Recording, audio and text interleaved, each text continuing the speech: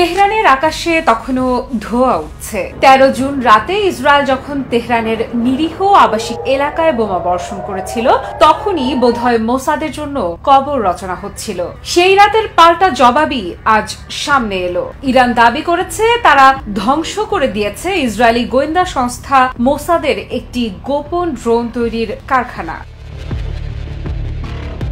Tehran এবং Alborz প্রদেশ জুড়ে পরিচালিত নিখুঁত অভিযানে ইরানি নিরাপত্তা বাহিনী গ্রেফতার করেছে 2 সন্দেহভাজন গুপ্তচরকে, যারা মোসাদের হয়ে কাজ করছিল। তাদের কাছ থেকে উদ্ধার হয়েছে 200 কেজিরও বেশি বিস্ফোরক, 23টি ড্রোনের যন্ত্রাংশ, ক্ষেপণাস্ত্র লঞ্চার এবং আরো অনেক মারাত্মক প্রযুক্তিগত সরঞ্জাম। এমনকি জব্দ করা হয়েছে অভিযানে ব্যবহৃত একটি নিশান পিকআপও। পুলিশ জানায় এই চক্রের উদ্দেশ্য ছিল ইরানের ভেতরেই অন্তর্ঘাতমূলক কার্যক্রম চালানো। পরিকল্পনা ছিল ছোট ছোট বিস্ফোরকবাহী ড্রোন পাঠিয়ে ইরানের কৌশলগত স্থাপনাগুলোতে হামলা চালানো, যাতে দেশটির সামরিক ও পরমাণু অবকাঠামো ধ্বংস করা যায়। কিন্তু সময়মতো হস্তক্ষেপে সেই ষড়যন্ত্র চিরতরে ভেস্তে দিল তেহরান।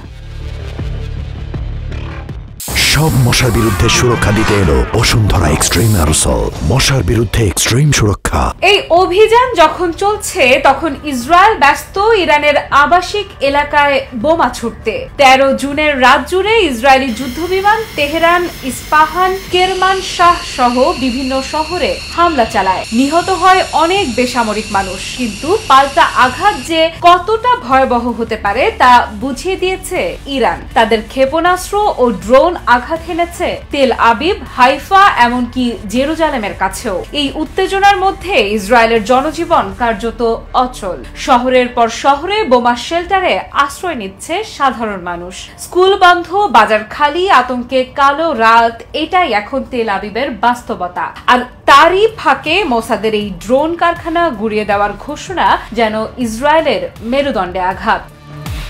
আফরিদা ইফরান, নিউজ 24।